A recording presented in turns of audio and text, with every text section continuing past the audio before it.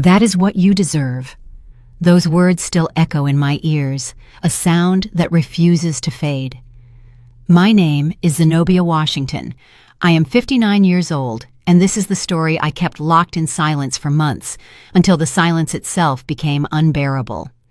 That night, at my son Orion's wedding reception, his new mother-in-law, Serafina, threw a bowl of piping hot gumbo directly into my face. I felt the searing heat pierce my skin, the spices burning my eyes, the thick broth dripping down my ivory silk blouse.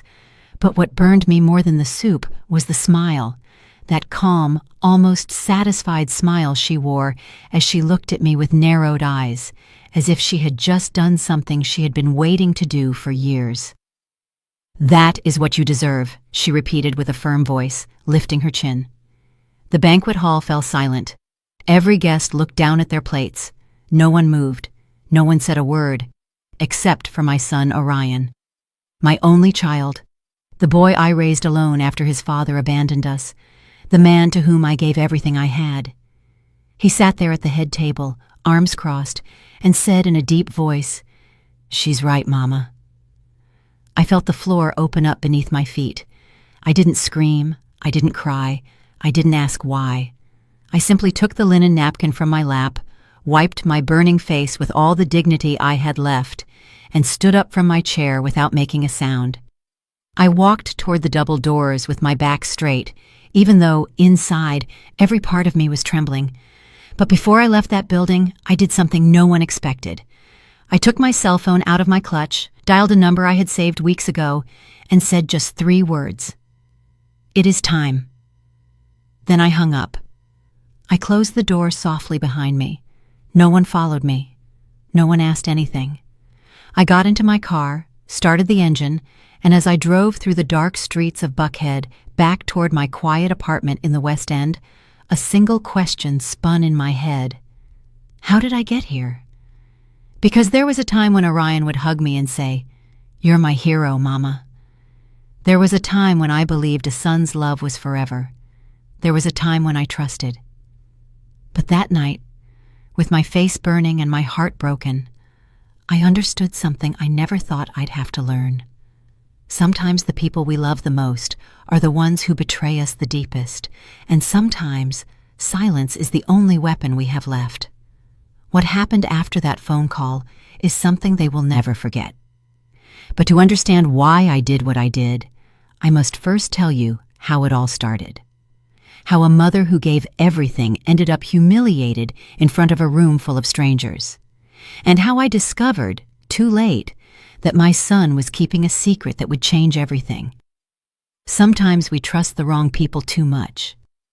Have you ever been disappointed by someone you loved? Tell me your story in the comments. I want to read it. 3 years ago, my life was different. Not perfect, but mine. I lived in a spacious apartment in the West End of Atlanta with a balcony full of red geraniums and bougainvillea that I watered myself every morning.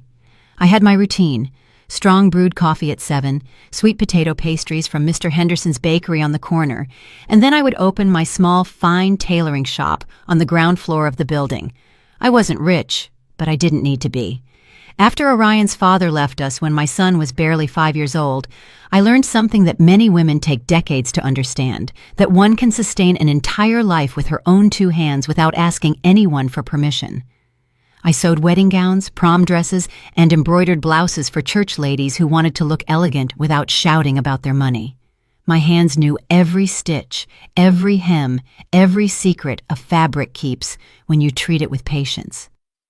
Orion grew up seeing that. He saw me get up at 5 in the morning to finish an order. He saw me sew until my fingers bled. He saw me cry from exhaustion over the singer machine that had belonged to my grandmother, and then dry my tears and keep going. "Mama, when I grow up, I'm going to work hard so you can rest," he would tell me with his big, serious eyes while I made him breakfast before school. And I believed him, because Orion was always a good boy, responsible, affectionate. He studied without me having to ask, got good grades. On Sundays, he helped me clean the shop and asked me things about fabrics, about colors, about how I knew which dress each client needed. "Because I listen to them, baby," I would tell him. "People always tell you what they need, even if they don't use words." He would nod thoughtfully, and then go play basketball with the neighborhood kids. When he turned 18 and went to study business administration at Morehouse College, I felt that every sacrifice had been worth it. My son was going to have what I never had: a career, a degree, a future without back pain or numb fingers. I worked double, triple shifts. I sewed dresses for weddings of families who would never invite me to their tables, but who paid well. I saved every dollar, denied myself help, denied myself loans because I wanted Orion to finish college without owing anyone anything. And he did. He graduated with honors, got a job at a top real estate firm. He started earning well, wearing suits that I tailored for him myself, bringing me flowers every Sunday when he came for lunch. "Thank you, Mama," he would say, kissing my forehead. "Everything I am is because of you." And I felt complete, until he met Clementina. The first time Orion talked to me about her, I noticed something different in his voice. A new emotion, a shine in his eyes I had never seen. "She's special, Mama, very special." Clementina was the only daughter of a wealthy family from Buckhead. Her father owned a chain of hardware supply stores. Her mother, Serafina, was one of those women who had never worked a day in her life but knew how to give orders like a general. When Orion told me he wanted to introduce me to her, I put on my best dress, the navy blue one, with embroidery on the collar that I had made for a distant cousin's wedding. I fixed my hair, put on the pearl earrings that had been my mother's. I wanted to make a good impression. The meeting was at a restaurant in Buckhead that I would never have chosen. Too elegant, too expensive. But Orion insisted. "I want you to get to know each other well, Mama. Clementina is important to me." Clementina arrived in an impeccable white dress and a smile that didn't reach her eyes. She was pretty, polite, but cold. We talked about unimportant things: the weather, her career in interior design, the wedding plans she was already imagining, even though she and Orion had only been dating for 6 months. I smiled, nodded, asked all the right questions, but something in my stomach twisted when she said, "My mother is anxious to meet you, Miss Zenobia. I've told her so much about you." The way she said Miss Zenobia sounded strange, as if my name needed a title to exist in her world. Orion took my hand and squeezed it, as if telling me, "Everything is going to be fine, Mama." And I wanted to believe him, because back then I still believed that a son's love was stronger than anything else. I still believed that what we had built together, just the two of us for so many years, was unbreakable. I didn't know yet that some women view other women as enemies from the very first moment, and I didn't know yet that Serafina had already decided, long before meeting me, that I wasn't enough for her family. That afternoon, when we left the restaurant, Orion hugged me tight and said, "Clementina adored you, Mama." He told me this in the car. I smiled, but deep down, a small, cold voice whispered something I didn't want to hear. That girl is lying, and Serafina is too. 3 months later, they invited me to dinner at their house. That was when everything started to crack. Serafina's house in Buckhead was exactly as I imagined. Massive, cold, and full of things nobody needs. Crystal chandeliers, Persian rugs, oil paintings in gold frames, furniture that looked like it came straight out of a decor magazine, so perfect it was scary to dirty it just by looking. When Orion and I arrived that night, Serafina received us at the door with a smile that didn't reach her eyes. "Zenobia, how nice to see you," she said, giving me 2 air kisses without really touching my cheek. Come in, make yourself at home." But I didn't feel at home. I felt like an intruder. Clementina appeared from the staircase, radiant in a pale pink dress that probably cost more than 3 months of my rent. She greeted me with the same polite, empty smile as always. "Miss Zenobia, how nice you look."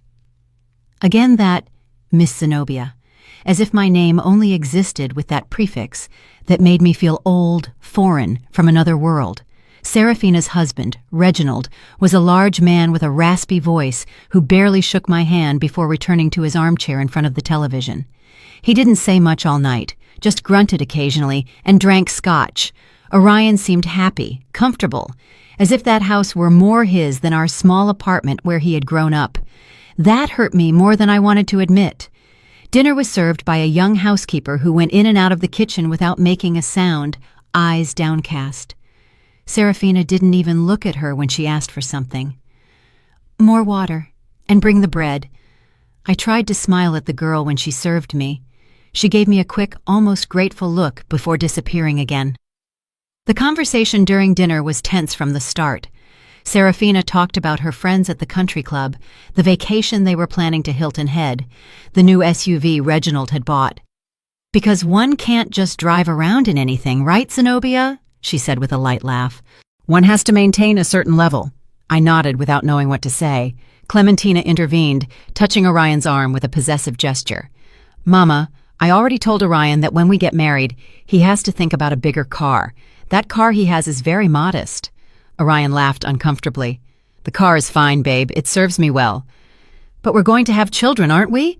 Clementina insisted with a sugary voice. "We need space, safety. Besides, my dad can help you with the down payment." I felt a knot in my stomach. My son had bought that car with his own money. I had watched him work hard to get it, and now this girl was talking about it as if it were an embarrassment. "I think Orion knows what is best for him," I said with a calm but firm voice. Serafina stared at me for the first time all night. "Of course, Zenobia. Orion is a very smart young man. That's why I'm sure he'll make the right decisions for his future, for his new family." The way she said, "his new family," was like a silent slap, as if I no longer formed part of that future. Orion said nothing, just kept eating with his head down, and I understood something terrible in that moment. My son was letting them push me aside. Serafina kept talking. "Now about the wedding. Clementina and I are already looking at churches. The wedding will be at the cathedral, of course. It's where my parents got married, my grandparents, the whole family. And the reception at the St. Regis. Nothing too ostentatious, but elegant. Because things must be done properly, right?" I nodded, feeling my throat close up. No one had asked me anything. No one had included me in these plans. It was as if my son's wedding didn't belong to me. "And what do you think, Zenobia?" Serafina asked suddenly with that fake smile. "Do you like the idea?" "It sounds beautiful," I said, forcing a smile. "The important thing is that Orion and Clementina are happy." "Exactly," she said, raising her wine glass. "The important thing is that they are happy and that they start well, without burdens." Without burdens. The word hung in the air like poison. Clementina got up to go to the bathroom. Reginald fell asleep in his armchair, and Serafina took that moment to lean toward me, her voice low but clear. "Zenobia, you seem like a reasonable woman, so I'm going to be direct with you. Orion is a good boy, but he's accustomed to a certain life, a simple life, and that's fine. But now he is going to be part of our family, and our family has expectations." "Expectations?" I repeated, feeling the heat rise up my neck. "Yes, expectations. Clementina needs stability, a husband who can provide, and Orion needs to focus on his future, not on the past." Her eyes bored into me. "The past?" I whispered. "Don't misunderstand me, Zenobia. I know you've done a lot for your son. That is admirable. But now it is time for him to fly alone, without strings, without emotional dependencies." I felt as if she had stabbed a knife into my chest. "I have never been a burden to my son," I said, my voice trembling but firm. "Of course not," she said, smiling. "But now Orion has other priorities, and I am sure that you, as a good mother, will know how to step aside when necessary." I couldn't respond because, at that moment, Clementina returned from the bathroom. Orion started smiling again as if nothing had happened, and the housekeeper brought dessert. Crème brûlée. I didn't taste a bite. When dinner ended, Serafina gave me a small box. "A little detail, Zenobia, so you think of us." Inside was a fine china teacup, white with gold rims. Elegant, expensive, cold. "Thank you," I said, without looking her in the eyes. In the car, on the way back to my apartment, Orion was quiet. So was I. Finally, when we arrived in front of my building, he broke the silence. "Did you like Serafina, Mama?" I looked at him, searching his eyes for the boy he used to be, the boy who hugged me and called me his hero. But that boy wasn't there anymore. "She seems like a strong woman," I said, choosing my words carefully. "Yes," he replied, smiling. "She's incredible. She and Clementina are very close. It's nice to see that." "And us?" I wanted to scream. "We aren't close anymore?" But I said nothing. I just got out of the car, said goodbye with a kiss on the cheek, and walked up the stairs to my empty apartment. That night, while I brewed coffee in my old pot and looked out the window at the city lights, I held the cup Serafina had given me. It was beautiful, perfect. But when I brought it to my lips, I couldn't drink the coffee I had just poured, because that cup wasn't a gift. It was a message. "You don't belong in our world." I left it on the table, untouched, and went back to grabbing my old stoneware mug, the one I had used every morning for years. That one was mine. That one knew the taste of my life. And as I drank my coffee in silence, a question began to grow inside me like a dark weed. How far would this woman go to get me out of my son's life? I didn't know yet, but I would soon find out. While I tell all this, I wonder where you are listening from. Write the name of your city in the comments. The following months were like walking barefoot on broken glass. Every step hurt, but I kept moving forward, smiling, telling myself that everything would be okay, that it was normal, that this is how things are when a son gets married, that I had to learn to let go, but the truth is, they weren't letting me let go. They were ripping me away. Orion started visiting less. Before, he came every Sunday without fail. He'd arrive with pastries. He'd help me move furniture to clean. He'd stay to eat and tell me all about his week. But after that dinner at Serafina's house, the visits became bi-weekly, then monthly, then sporadic, always with the same excuse. "Sorry, Mama. Clementina and I had plans with her family." "Sorry, Mama. Serafina invited us to lunch at the club." "Sorry, Mama. We have to see about the wedding." Always Clementina, always Serafina, always them. I said it was fine, that I understood, that he was busy. But inside, something was dying little by little. One afternoon, Orion called to tell me that Clementina wanted me to go with them to choose the wedding dress. "Really?" I asked, my heart jumping in my chest. "Yes, Mama," Clementina insisted. "She says you're an expert in fabrics and wants your opinion." For the first time in weeks, I felt hope. Maybe I had been wrong about Clementina. Maybe she did want to include me. Maybe it was all a matter of giving it time. On the day of the appointment, I arrived half an hour early at the boutique, an elegant shop in Buckhead, with dresses that cost what I earned in 6 months. Clementina arrived late, accompanied by Serafina and 3 friends who wouldn't stop laughing and taking photos with their phones. "Miss Zenobia," Clementina said, kissing my cheek, "I'm so glad you came. We need your expert eye." I sat on a velvet sofa while she tried on dress after dress, all beautiful, all expensive, all looking the same to my eyes. The friends applauded. Serafina gave orders to the shop assistant, and I sat there, quiet, without anyone asking me anything, until Clementina came out in a French lace dress, strapless, with an endless train. "What do you think, Miss Zenobia?" she asked, twirling in front of the mirror. All eyes turned to me. I took a deep breath and told the truth. "It is beautiful, but I think the strapless cut doesn't flatter you as much. You have delicate shoulders. A dress with lace sleeves or thin straps would highlight your figure better." The silence was immediate. The friends stopped smiling. Serafina looked at me with cold eyes, and Clementina let out a nervous laugh. "Ah, well, it's just that this type of dress is what's in fashion. Miss Zenobia, I don't know if you are very up-to-date with trends." Her friends laughed, quietly but loud enough for me to hear. Serafina stood up and put a hand on Clementina's shoulder. "My baby, you look spectacular in everything. Don't worry, this dress is perfect. We're taking it." Clementina smiled, relieved. "Yes, Mama, You're right, Mama. Clementina had called Serafina Mama, and she still called me Miss Zenobia. I stayed seated on that invisible velvet sofa while they kept talking about veils, headpieces, and designer shoes. No one asked me anything again. When we left the boutique, Orion was waiting for us outside. Clementina ran to him and showed him photos of the dress.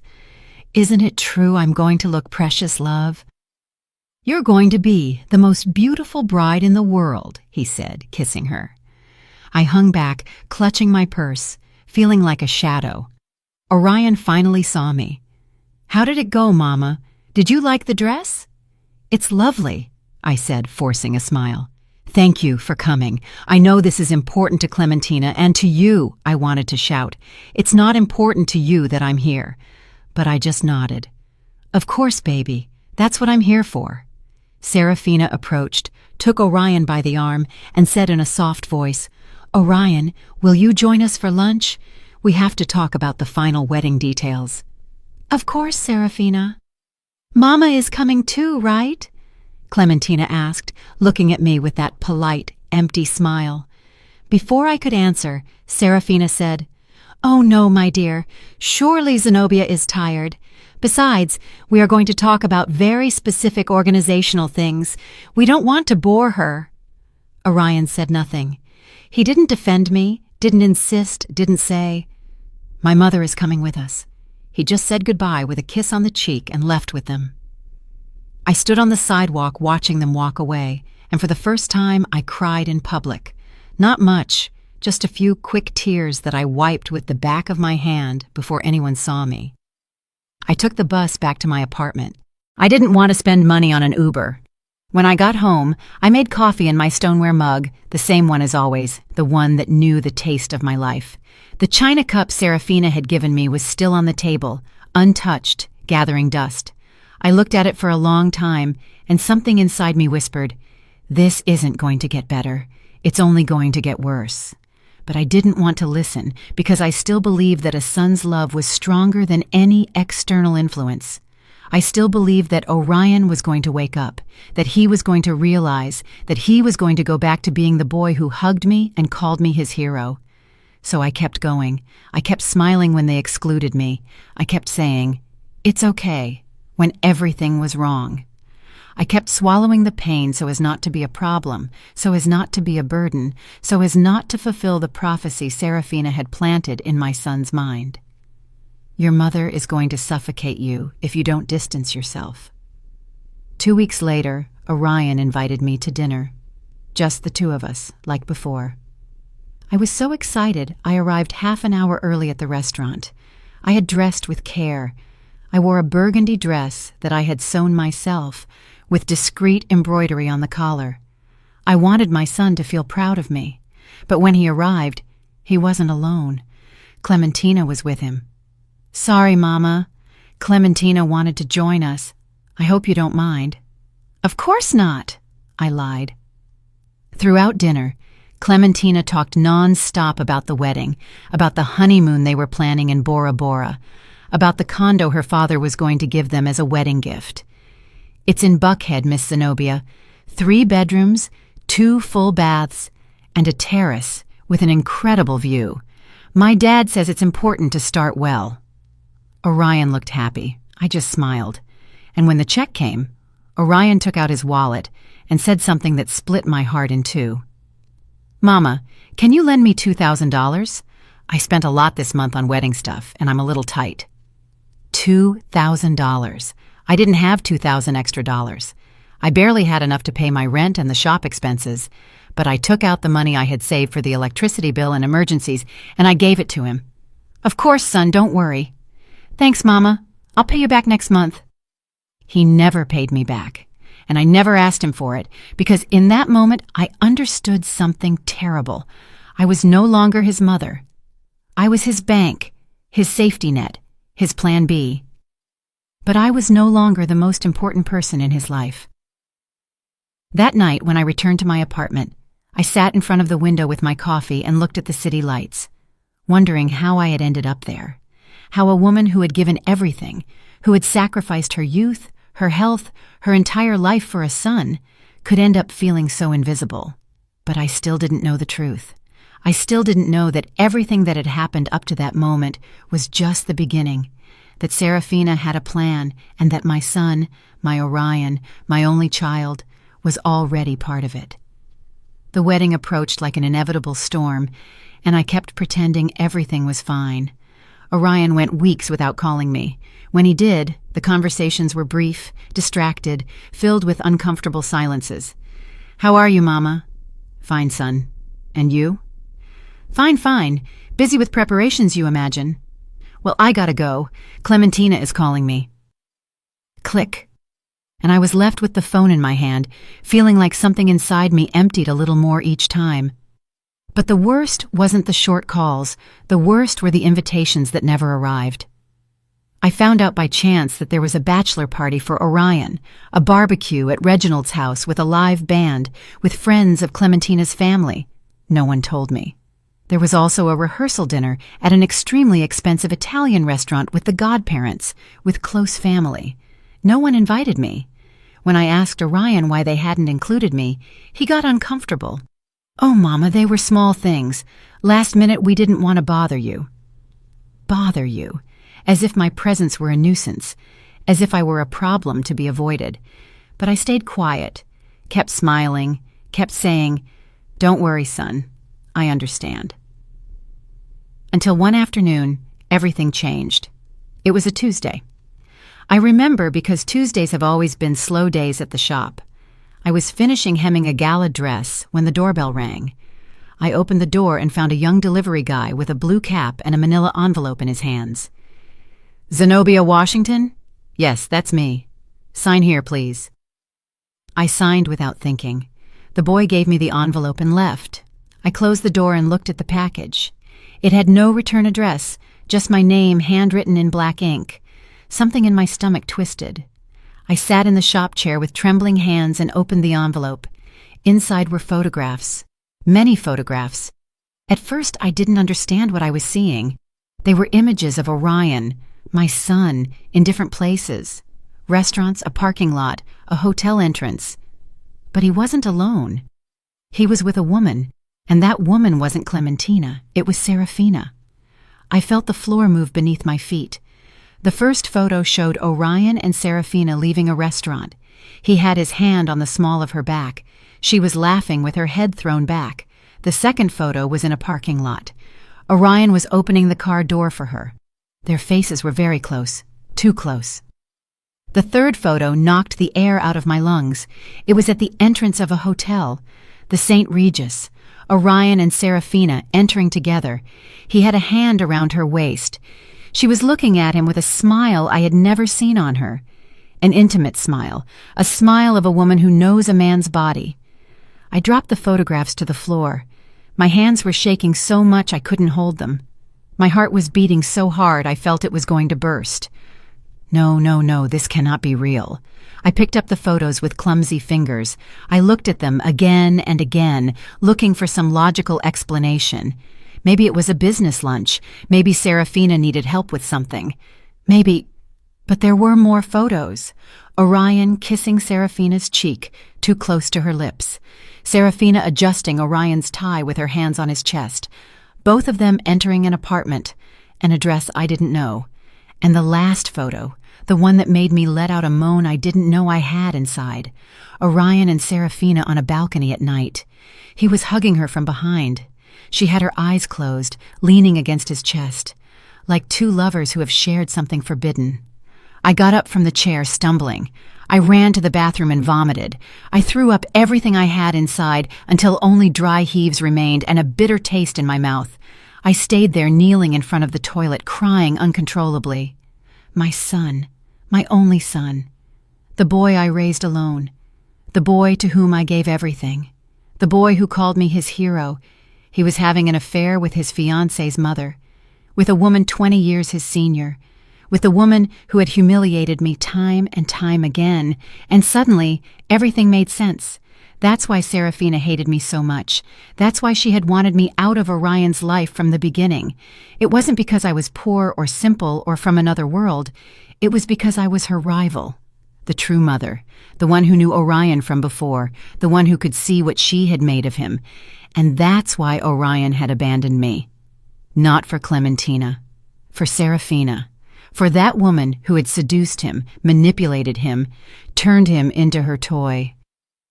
I stayed on the bathroom floor for who knows how long, crying, shaking, feeling everything I thought I knew about my life crumble. When I finally managed to get up, I washed my face with cold water and returned to the shop. The photographs were still there, scattered on the chair. I picked them up one by one with hands that no longer trembled because the shock was giving way to something else. Something cold, something hard, something I didn't know existed inside me. I put the photos back in the envelope and sat in front of my sewing machine, looking at the black thread hanging from the needle. I thought about all the times Serafina had humiliated me. I thought about all the times Orion had ignored me. I thought about the wedding approaching, about Clementina, that poor girl who had no idea her fiancé was sleeping with her own mother. And I thought about me, about the woman who had worked until she bled to give her son a better life, the woman who had swallowed insults and scorn without saying a word, the woman who had believed a son's love was forever. That woman was dead, and in her place stood someone new, someone who was no longer going to stay silent. I took my phone and dialed a number I had saved months ago when a client had told me about a private investigator who had helped her discover her husband's infidelity. "Good afternoon. This is Zenobia Washington. I need your services." The voice on the other end was professional, neutral. "Tell me how I can help you, Ms. Washington." "I need more information, more proof, dates, places, everything you can get on two people, their names, Orion Washington and Serafina Vance." There was a pause. "Any relationship between them?" "Yes," I said, with a voice that no longer trembled. "He is my son, and she is his fiancée's mother." Another longer pause. "I understand. And what do you plan to do with the information, Ms. Washington?"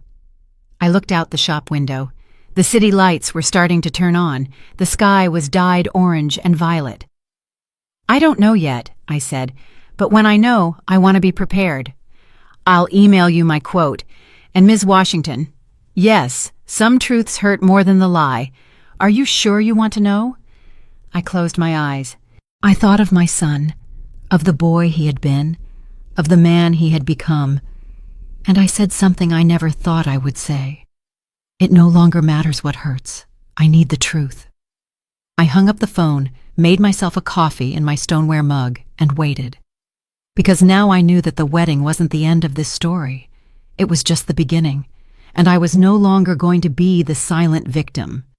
I was going to be the woman who knew, the woman who waited, the woman who, at the right moment, would make a single phone call and everything would crumble. Have you also kept a painful secret? Have you discovered something that changed everything you thought you knew? Tell me in the comments. The private investigator's name was Booker Hughes. He was a man of about 50, ordinary-looking, with glasses and a calm voice that inspired confidence. We met in a discreet coffee shop in Decatur, far from anywhere anyone might recognize me. He brought me a thick manila folder full of papers, photographs, and reports. "Ms. Washington," he said calmly, "I found what you asked for, but before I show you, I need you to take a deep breath." "I already know what I'm going to see," I said with my hands clasped on the table. "No," he replied, looking me in the eyes. "Believe me, you don't know." He opened the folder, and my world finished breaking. The first photos were similar to the ones I had received in the anonymous envelope. Orion and Serafina in restaurants, hotels, in an apartment in Midtown that, according to the investigator, she had rented specifically for their encounters. "This apartment is leased to a shell company," Booker explained, "but I traced the payments. They all come from Serafina Vance's personal account."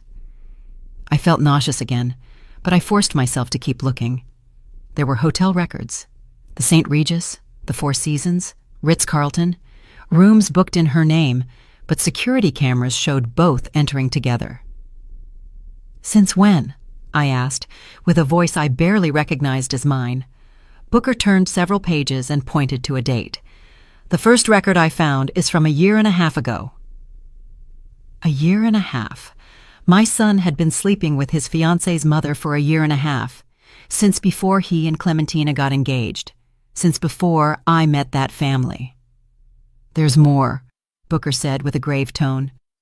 He showed me bank statements, transfers from Serafina's account to Orion's account, large amounts, 10,000 here, 20,000 there, 50,000 on one occasion.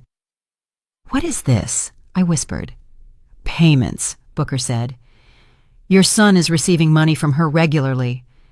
The word hung in the air like poison. Payments. My son wasn't just having an affair with that woman. He was letting her keep him. Is there anything else? Yes, Booker continued, and this is the most delicate part. He took out another set of documents.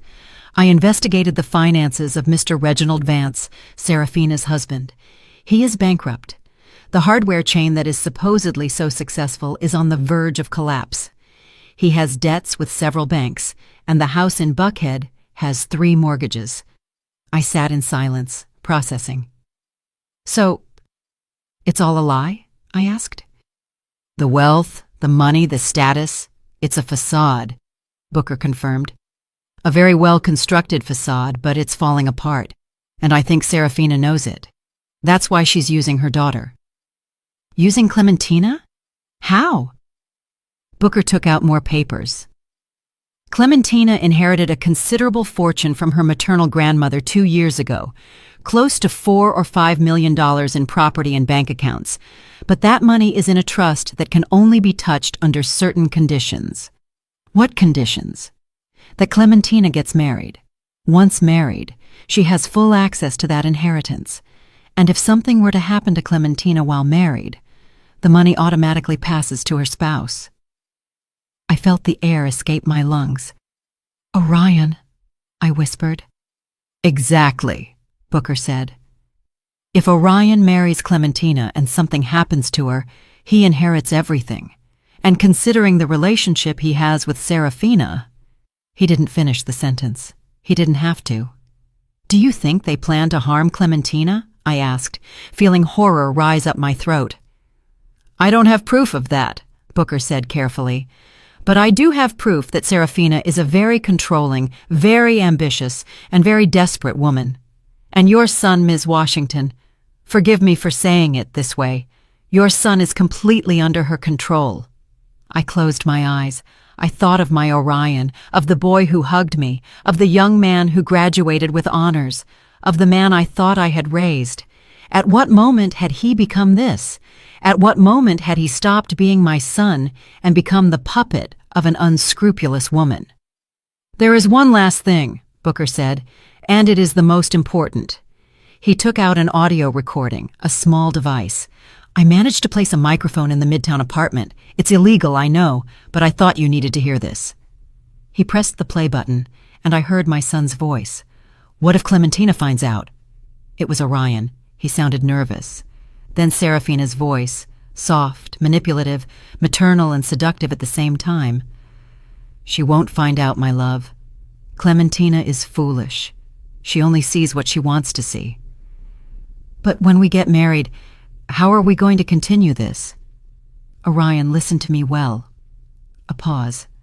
Sounds I didn't want to imagine. Then Serafina spoke again with a firm voice. Clementina is not going to be a problem for long. You marry her. Wait 1 year, maybe 2. And then, things happen. Accidents happen. Serafina, I can't. You can't what? You can't be happy? You can't have the future you deserve? Orion, I love you. I love you like Clementina never will. And when all this is over, we will be together, you and I, with all the money we need, without hiding. A silence. And then my son's voice, so low I barely heard it. Okay, I'll do what you ask. Booker stopped the recording. I couldn't move. I couldn't breathe. I couldn't think. My son, my only son, the boy I raised with my own hands, the boy I taught about kindness, honesty, dignity.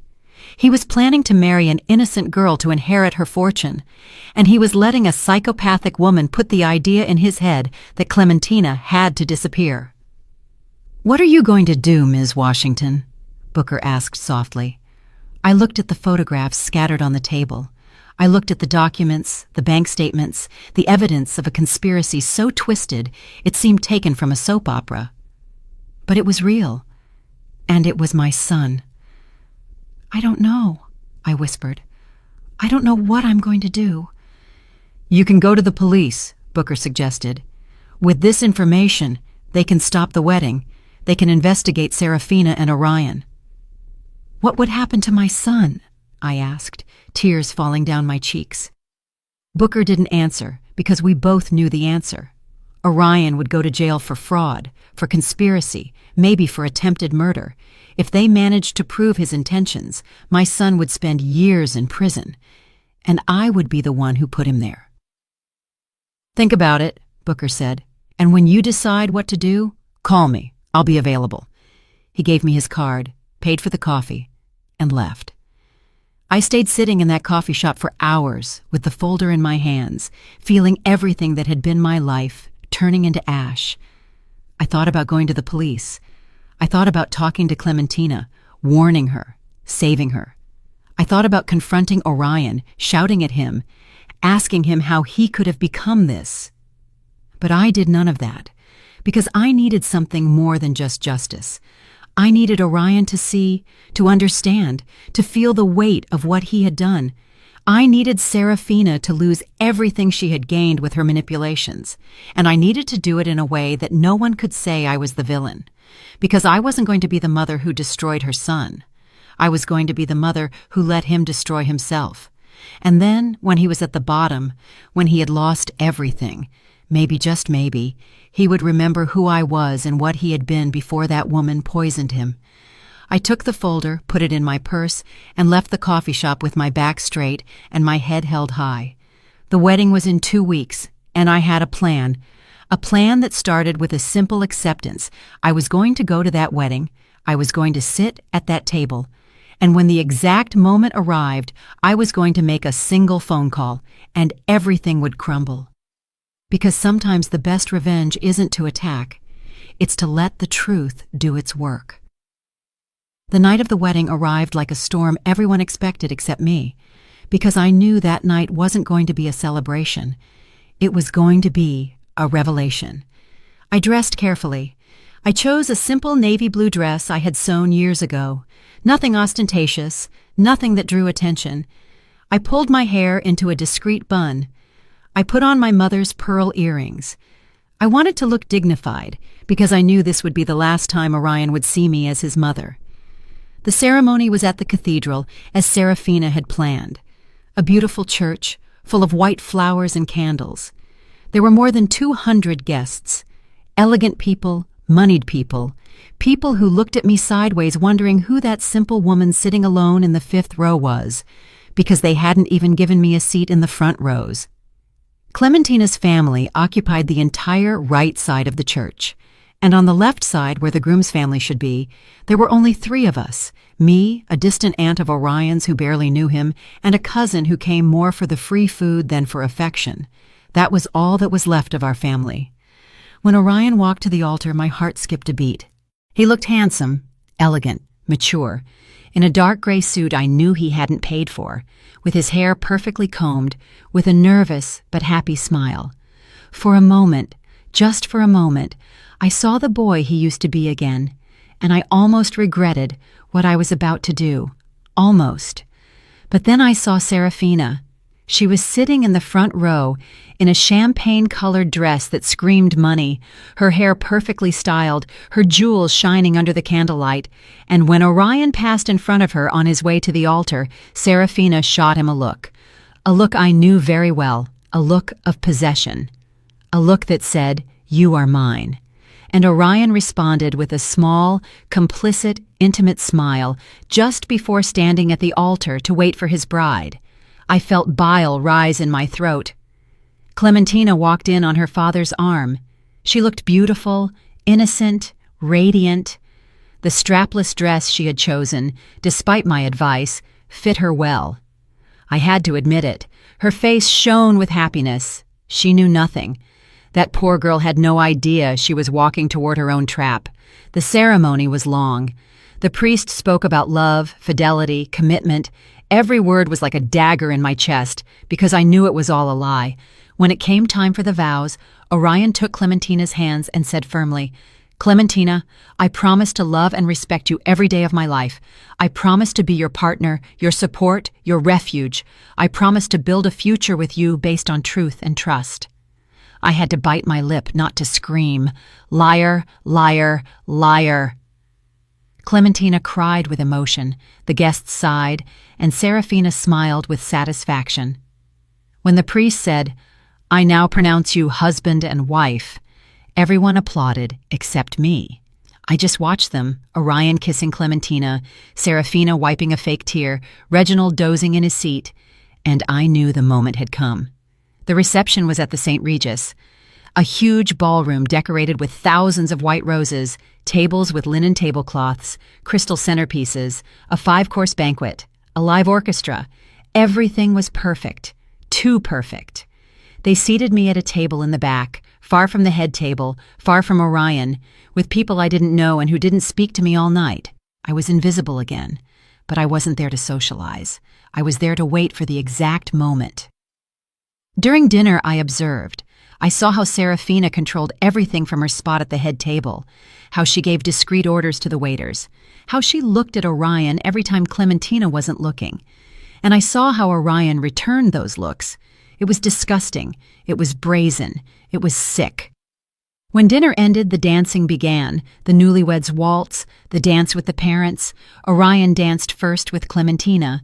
Then it was his turn to dance with the groom's mother, with me. I got up from my table, walked toward the dance floor. Everyone was watching me. Orion extended his hand with a forced smile. "Mama." "Son," I replied, taking his hand. We danced in silence for the first few seconds. The music was soft, romantic. Everyone watched us. "You look beautiful, Mama," he said without looking me in the eyes. "Thank you," I replied. "You look good too." Another silence. "Are you happy?" I asked him. "Yes," he replied quickly. "Very happy." "Really, Orion? Are you truly happy?" For the first time all night, he looked me in the eyes, and I saw something there, something small, something that might have been guilt, or maybe just discomfort. "Yes, Mama, Clementina is wonderful. We're going to be very happy together." "And Serafina?" I asked, lowering my voice. "Is she wonderful too?" His body tensed. He stopped dancing for a second, then continued, squeezing my hand tighter. "I don't know what you're talking about." "I think you do know, son." "Mama, this isn't the moment." "When is it going to be the moment, Orion? When? After something happens to Clementina? After you inherit her money?" He stopped completely, let go of me, looked at me with hard eyes. "What did you say?" "I know everything, Orion. Everything." The music kept playing, but we weren't dancing anymore. People started looking at us, whispering. "You don't know anything," he said in a low, threatening voice. "You're inventing things." "I have photographs. I have hotel records. I have bank statements. I have recordings." His face went pale. "Mama, what did that woman do to you, Orion? What did she do to turn you into this?" "You don't understand," he exploded, raising his voice. "You're never going to understand." The music stopped.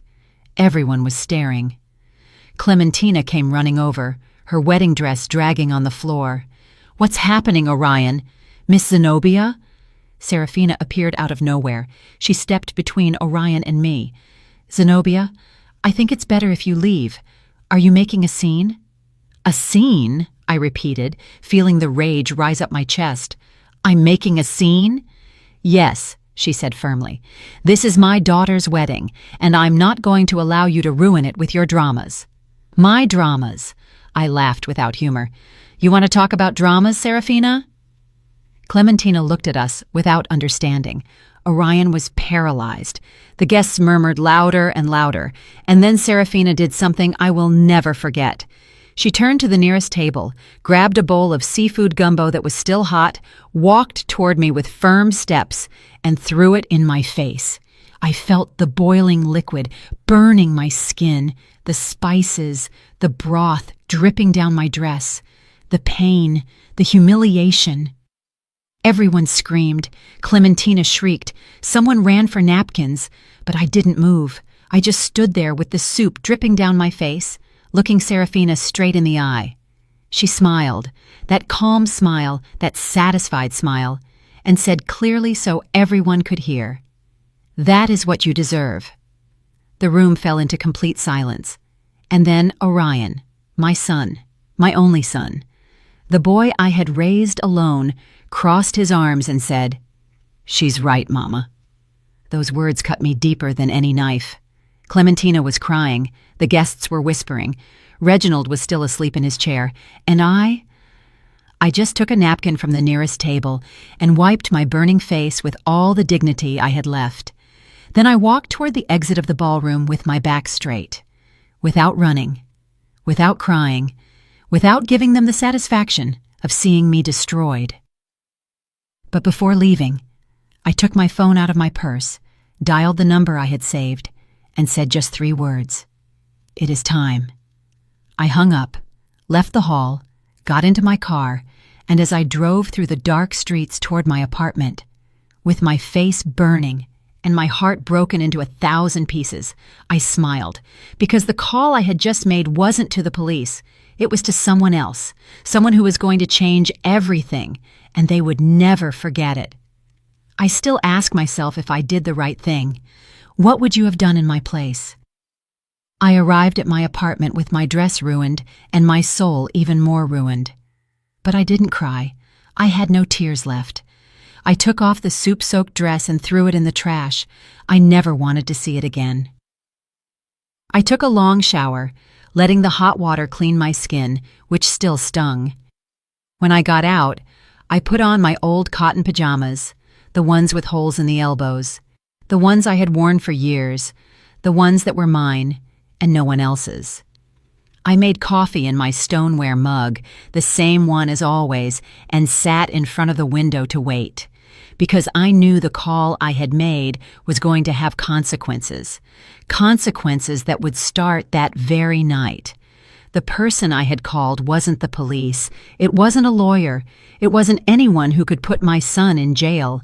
It was someone much more powerful than all that. It was Clementina's grandfather, Cornelius Estrada, Clementina's mother's father, the man who had left those millions in trust for his granddaughter. An 82-year-old man, a widower, a retired businessman. One of those men who built empires with their own hands and who didn't tolerate lies or betrayal. I had met him months ago at one of the few family gatherings I had been invited to. It was a casual lunch at Serafina's house. I was quiet in my corner, invisible as always, when Cornelius sat next to me. "You're the boy's mother, right?" he asked with a raspy but kind voice. "Yes, sir, I'm Zenobia." "Zenobia," he repeated, testing my name. "Pretty name. And what do you do, Zenobia?" "I have a sewing shop. I make dresses, alterations." "Ah, you work with your hands like me. I like that. People who work with their hands have soul." We talked through the whole lunch. He told me about his life, how he started selling tools out of a truck and ended up owning a hardware chain across the Southeast, how he had worked 14 hours a day for 50 years, how he had been widowed 10 years ago and still missed his wife every morning. "My daughter Serafina doesn't visit me much," he said with sadness. "She says I'm old, that I smell old, that my house is full of junk." "I'm sure she loves you very much," I said, trying to be kind. "No," he replied with brutal honesty. "My daughter loves me for my money, but I don't have money anymore. I left it all to my granddaughter Clementina, because she does visit me. She does hug me. She still has a heart." He gave me his card that day. "If you ever need anything, Zenobia, call me. I like people who work with their hands." I kept that card in my wallet, and 3 weeks after receiving the photographs, I called him. We met at his house, an old craftsman bungalow in Inman Park, full of antique furniture and family photos. He received me with strong coffee and pastries. "Tell me, Zenobia, what is so urgent?" I showed him everything: the photos, the bank statements, the recordings, the documents proving the conspiracy. Cornelius listened in silence. His face changed color.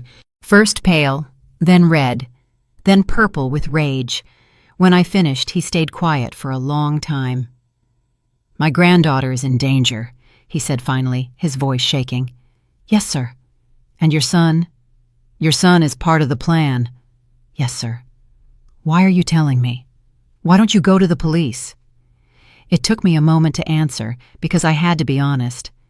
Because if I go to the police, my son goes to jail. And as much as he has betrayed me, as much as he has become someone I don't recognize, he is still my son. I can't be the one to put him in prison. Cornelius nodded slowly. "But I can be," he said. "I just want Clementina to be safe," I replied. "And I want my son to understand what he has done, to see the consequences, to feel the weight of his decisions. And Serafina, I want her to pay for what she has done, for manipulating my son, for putting him on this path, for planning to harm an innocent girl." Cornelius took my hand in his, old hands, full of spots and wrinkles, but still strong. "Zenobia, you are a wise and brave woman. I am going to help you, but I need you to promise me something. Anything. Zenobia, when everything explodes, and believe me, it is going to explode, you are going to suffer. Your son is going to hate you. People are going to talk. You are going to be alone." "I am already alone," I said calmly. "No," he replied. "You still have hope. But when this ends, that hope is going to die. Are you prepared for that?" I thought of Orion, of the boy he had been, of the man he had become. And I said, "Yes, I am prepared." Cornelius nodded. "Then this is what we are going to do. You are going to go to that wedding. You are going to behave normally, and when the moment comes, when they show their true face, you call me, and I will do what I have to do." "What are you going to do?" "First, I am going to get Clementina out of that house that same night. I have lawyers. I have doctors. I am going to prove my daughter is incapable of caring for her own daughter. I am going to get a protection order. And the money, the trust, will be frozen immediately. Neither Clementina nor anyone else will touch that money until a judge decides what to do. And believe me, with the proof we have, the judge will decide in my favor." "And Orion?"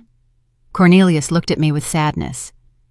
"Your son won't go to jail because technically he hasn't committed a crime yet. He is just a fool who let himself be manipulated by an unscrupulous woman. But he is going to lose everything: the marriage, the money, the family, the reputation.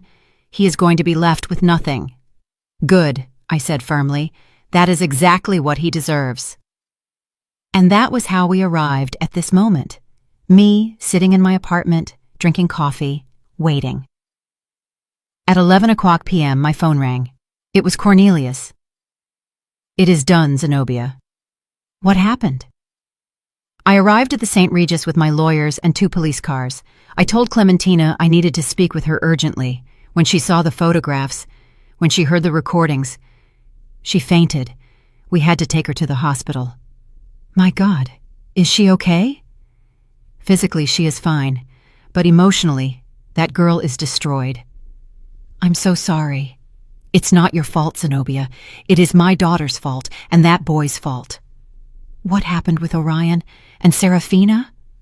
Orion tried to explain, tried to say it was all a lie, but when he saw the proof, he fell silent.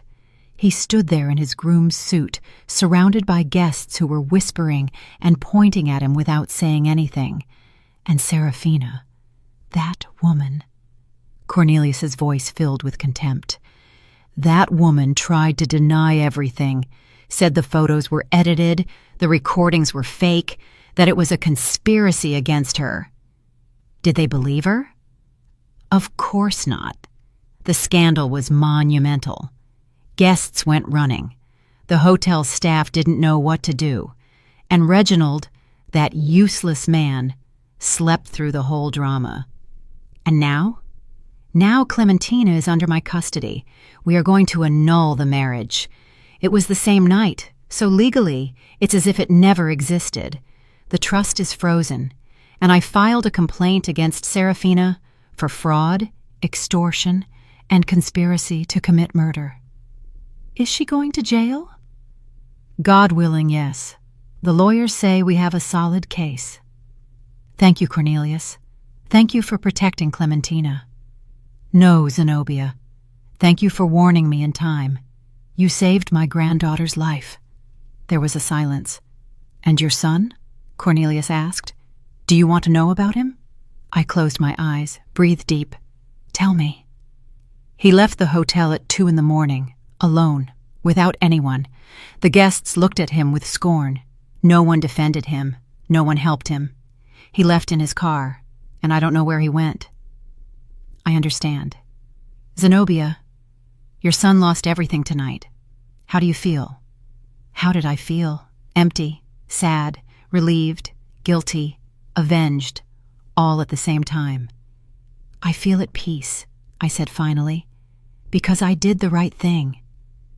Yes, Cornelius replied. You did the right thing. Not many mothers have that strength. We hung up. I sat in front of the window with my empty stoneware mug in my hands. Outside, the city was still alive. Lights, noise, people living their lives. And I was here alone. But with a clear conscience, because it hadn't been revenge. What I sought was justice. Justice for Clementina, who didn't deserve to be used. Justice for me, who didn't deserve to be humiliated. And justice for Orion, who needed to understand that actions have consequences. I hadn't put him in jail, but I had left him with nothing. Without money, without family, without reputation. And maybe, just maybe, when he hit rock bottom, when he lost everything, when he was completely alone, he would remember who I was and what he had been before Serafina's poison corrupted him. That night I slept deeply, for the first time in months, without nightmares, without anguish, without that knot in my stomach that had accompanied me since I received those first photographs, because I had done what I had to do, not with rage, not with a thirst for vengeance, but with the cold clarity of one who understands that sometimes the greatest love you can give someone is to let them face the consequences of their own decisions, even if that means watching them fall. Even if that means losing them forever. The days after the wedding were strange, silent, as if the world had stopped. I heard nothing from Orion for a week. He didn't call, he didn't write, he didn't come looking for me.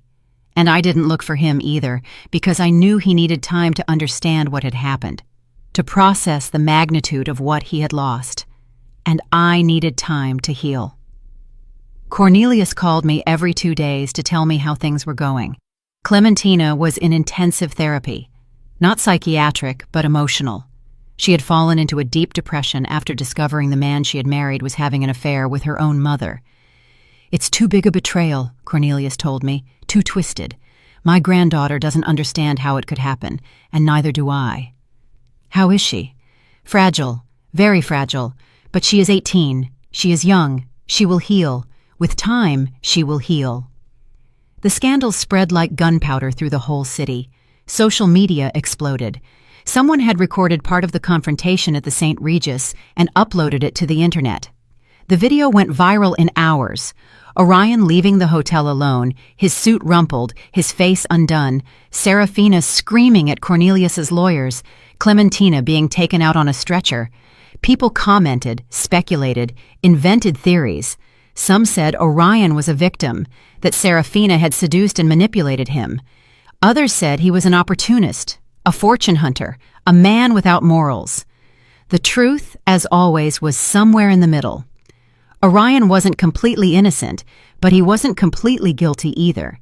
He was a weak man who had made terrible decisions because he didn't have the courage to say no. By the second week, Cornelius gave me more news. The DA accepted the complaint against Serafina. They are going to investigate her formally for fraud and conspiracy. How likely is it she goes to jail? With the proof we have? Very likely. The recordings are enough. The lawyers say she could face between 8 and 15 years. 15 years.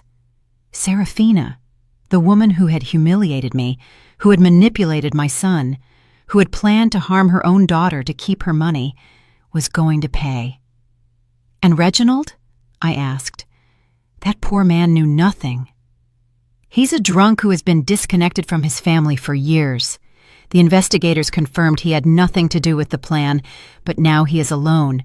His wife is on her way to jail, his daughter hates him, and his business is bankrupt. Is he going to lose the house? Already lost it. The bank foreclosed last week. Now he is living in a rented room in Decatur on a miserable pension. I didn't feel pity for him, because Reginald had eyes. He had ears. He had been there in that house for years, watching his wife destroy lives, and he had done nothing. Sometimes complicity is as guilty as the action. In the third week, Orion finally sought me out. He arrived at my apartment at 8 at night without warning. He knocked on the door with soft blows. When I opened it, I almost didn't recognize him. He had a beard of several days, deep circles under his eyes, wrinkled clothes, unkempt hair. He had lost weight. He looked destroyed. "Mama," he said with a broken voice. I stood in the doorway without moving. "What do you want, Orion?" "I need to talk to you. We have nothing to talk about." "Please, Mama, just let me in." I hesitated.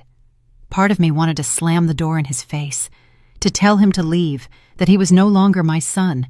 But another part, that part that had carried that boy in my arms, that had sung him lullabies, that had cleaned his scraped knees, that part couldn't say no. I let him in. He sat on the chair in the shop, the same chair where I had received the first photographs, where everything had started to break. "Do you want coffee?" I asked out of pure habit. "No, thanks." I sat across from him, waited. Orion took a long time to speak. When he finally did, his voice was barely a whisper.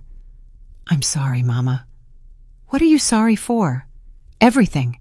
Everything I did. Everything I did to you." "And Clementina? Are you sorry for her too?" He nodded, tears falling down his cheeks. "Yes, especially for her. I didn't want to hurt her. I never wanted to." "But you did," I interrupted with a cold voice. "You planned to marry her to steal her inheritance. I heard the recording, Orion. I know what you said. It wasn't me talking. It was Serafina." "Are you going to blame Serafina for your decisions?" "She manipulated me, Mama. She made me believe that I was worth nothing without her, that you had raised me to be mediocre, that I deserved more." Every word was like a dagger. "And you believed her?" "Yes," he whispered. "I believed her." "Why, Orion? Why did you believe her and not me?" "Because she gave me what you never could." "Money, right?" "Well, yes, but not only that. She gave me attention. She made me feel important. She made me feel like I was special." "I made you feel special too." "No, Mama, you made me feel guilty." I stared at him. "Every time I came to visit you, I saw your small apartment, your old clothes, your tired hands, and I felt guilty for having more than you. Serafina never made me feel guilty. Serafina told me I deserved everything I had." I stayed silent, processing his words, and I understood something terrible. My son hadn't left me out of malice. He had left me because he couldn't stand remembering where he came from, because I was the mirror of his poverty, of his humble origins, of everything he wanted to forget. And Serafina had offered him an exit, a way to become someone new, someone important, someone who didn't have a seamstress mother reminding him of his roots. "You know what is the saddest thing about all this, Orion?" I said finally. "That I never made you feel guilty. You just felt guilty because you knew deep down that you had abandoned me. I know. I'm a bear. I know, Mama. And I am so sorry. Where have you been these weeks? Cheap hotels, spending the little I had left. I lost my job. No one wants to hire me. My name is all over social media. I'm a laughingstock. And the house Reginald was going to give you? Never existed. It was all a lie. The hardware stores are bankrupt. The house in Buckhead is foreclosed. There was no money, only debt. And Serafina is in jail awaiting trial. Her lawyers say she's going to be sentenced to 10 to 15 years. Good, I said without remorse. Orion looked at me with red eyes. Don't you feel anything for her? Should I? That woman destroyed her own daughter. She corrupted you. She humiliated me. She planned a murder. Why should I feel anything for her? Because I loved her. Those words pierced me. No, Orion. You didn't love Serafina. You were obsessed with what she represented. Power, money, status. But that is not love. Maybe you're right. We sat in silence for a long time. Finally, Orion asked what he had come to ask. Can I stay here, Mama? Just for a few days? Until I find a job? Until I can— No, I said firmly. Mama, please. I have nowhere to go. I have no money. I have no— You should have thought about that before. Mama, I'm your son. Yes, I interrupted. You are my son. And that is why I tell you no. Because if I let you stay here, if I rescue you now, you are never going to learn. You are never going to understand the weight of your decisions. Then what do you want me to do? Sleep on the street? I want you to do what I did when your father abandoned us. I want you to get up, work, rebuild your life with your own hands, without shortcuts, without manipulations, without depending on anyone other than yourself. I can't, Mama. I'm not as strong as you. Then learn to be. Orion stood up from the chair. He looked at me with a mix of pain, rage, and desperation.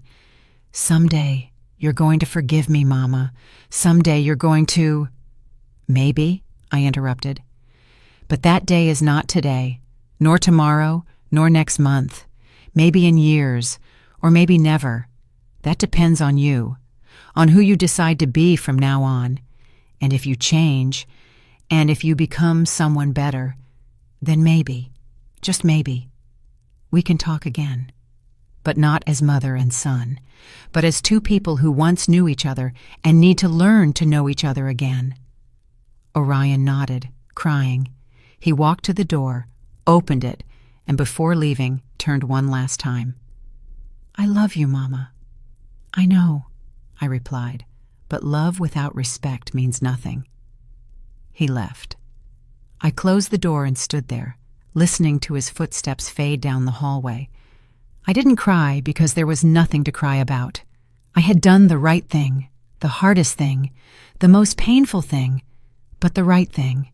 That night, while I drank coffee in my stoneware mug and looked out the window, I thought about everything that had happened, about how Serafina, that woman who believed herself so powerful, so smart, so superior, had ended up alone in a cell, about how Reginald, who had hidden behind alcohol for years, had lost everything he once had, about how Orion, who had sought wealth and status at any cost, had ended up with nothing, no money, no family, no dignity, and about how I, the humble woman, the seamstress, the mother no one respected, was still here, with my small apartment, with my shop, with my tired hands, with my stoneware mug, but with something they never had: peace. Because life always collects its debts, not with violence, not with vengeance, but with time, with patience, with the silent justice that arrives when you least expect it. Serafina had called me crazy once. Years later, I knew she was alone in that cell, looking at blank walls without visitors, without love, without anything. And I wondered if in that moment, in that terrible void, she finally understood what she had lost. Not the money, not the status, but her humanity, her soul, everything that makes a life worth living. And Orion, my poor Orion. Maybe someday he would understand that true wealth is not in what you have. It is in who you are, in how you treat people, in the dignity with which you face your mistakes. But that day hadn't arrived yet, and I couldn't wait for it, because my life, my precious life, kept moving forward, with or without him. 2 years have passed since that night. 2 years since I saw my son leave my apartment without a dime in his pocket and without a place to go. 2 years since I decided that the greatest love I could give him was to let him face the consequences of his own decisions. And in these 2 years, I have learned things I never thought I would have to learn. I have learned that silence can be more powerful than 1,000 words, that dignity is not negotiated, that forgiveness does not mean forgetting, and that sometimes letting go of someone you love is the bravest act you can do. My life has changed, not in spectacular ways. I didn't become rich. I didn't move to a big house. I didn't stop sewing. But it changed where it matters, in the deep, in the soul. I still live in my apartment in the West End. I still work in my shop. I still brew my coffee every morning in the same stoneware mug I've used for years. But I no longer feel invisible. I no longer feel small. I no longer allow anyone to make me feel less than I am. Because I understood something fundamental. A person's worth is not in how much money they have, or in what neighborhood they live, or who they associate with. A person's worth is in their capacity to remain standing when everything crumbles, in their capacity to choose the right thing even if it hurts, in their capacity to forgive themselves for not having been perfect. Cornelius became a very dear friend. He comes to visit me every 2 weeks. He always brings pastries from his favorite bakery and coffee he prepares himself in his old house in Inman Park. We sit in the shop among scraps of fabric and spools of thread and talk about life, about what it has been like raising children in difficult times, about how it hurts to see the people we love take wrong paths, about how old age teaches you that in the end the only thing that matters is being able to look in the mirror and recognize the person you see. Clementina asked about you last week, he told me on his last visit. Yes? I asked, surprised. How is she? Better, much better. She finished therapy last month, started studying psychology, says she wants to help other women who have gone through what she went through. I'm so glad to hear that.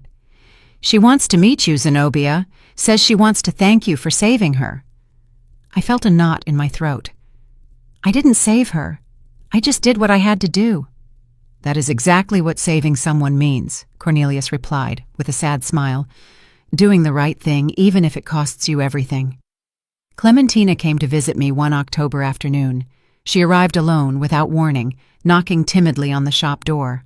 When I opened it, I almost didn't recognize her. She was no longer the fragile, scared girl I had seen at the wedding. Now there was something different in her, something stronger, more mature. Ms. Zenobia, she said softly, can I come in? Of course, child, come in. She sat on the shop chair, the same one where Orion had sat 2 years ago. I made her coffee. We talked about unimportant things for a few minutes, the weather, her studies, how she liked living with her grandfather, until she finally gathered the courage to say what she had come to say. I want to thank you for everything you did. You don't have to thank me for anything, Clementina. Yes, I do, she insisted with tears in her eyes. You saved my life, literally. If you hadn't called my grandfather, if you hadn't done something, I did it because it was right, because you are a good girl who didn't deserve what they were doing to you. My mother, her voice broke, my own mother planned. I know, child, I know. Clementina cried for a long time. I sat beside her and stroked her hair, as I would have done with a daughter. Because in a way, in that moment, she needed a mother, a real mother, not the one she had had, but the one she deserved to have. How did you get over it? She asked me when she calmed down. How did you manage to keep going after everything that happened with Orion? I breathed deep. It wasn't easy. There were nights I wanted to call him, rescue him, tell him everything was fine and he could come home. But I knew if I did, he would never learn. He would never change. And has he changed? I don't know, I admitted. 6 months ago, he wrote me a letter. He told me he got a job in a factory, that he's living in a small room in Norcross, that he's going to therapy, that he's trying to be better. Did you reply? No, not yet. Why? Because I need to be sure he is changing for him, not for me. I need to know he is doing the internal work he has to do, and that takes time. Clementina nodded thoughtfully. I'm doing that work too. In therapy, I learned I can't blame myself for what my mom did, that it wasn't my responsibility to detect something was wrong, that I was just a girl who trusted the wrong people. Exactly, I said, taking her hand. And now you are a woman who is learning to trust again, but in the right people, starting with yourself. Clementina stayed all afternoon. She helped me sew the hem of a wedding dress. She told me about her plans to someday open a support center for women victims of abuse.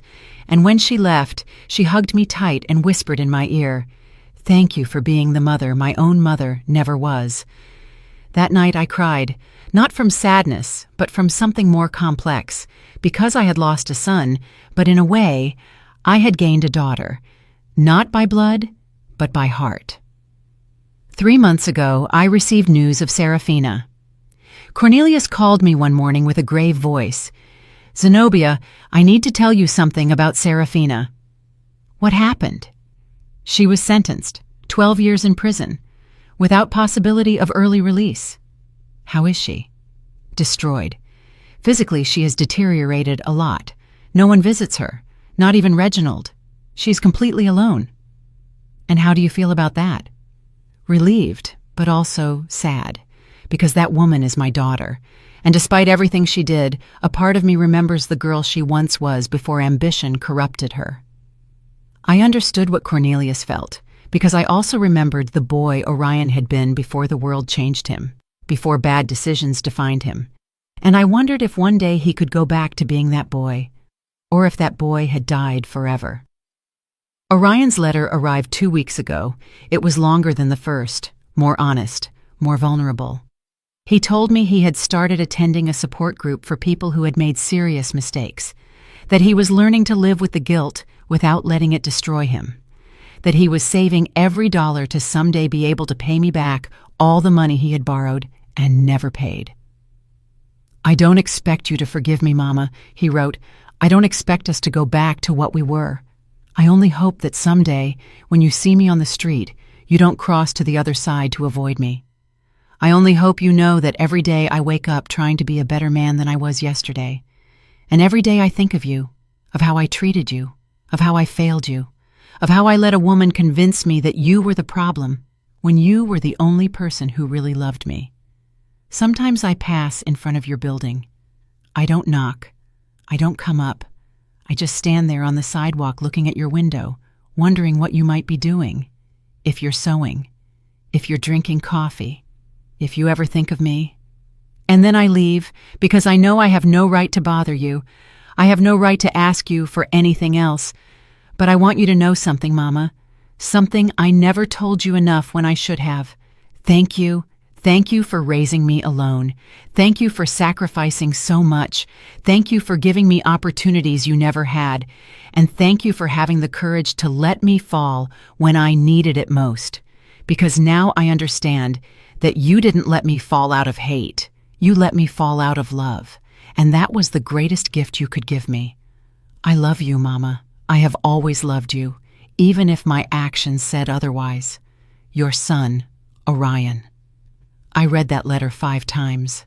I cried through every reading, and then I put it in the drawer where I keep important things, next to the first photo of Orion when he was a baby, next to his graduation diploma, next to a note he wrote me when he was 8 years old that said, "Mama, you are my hero."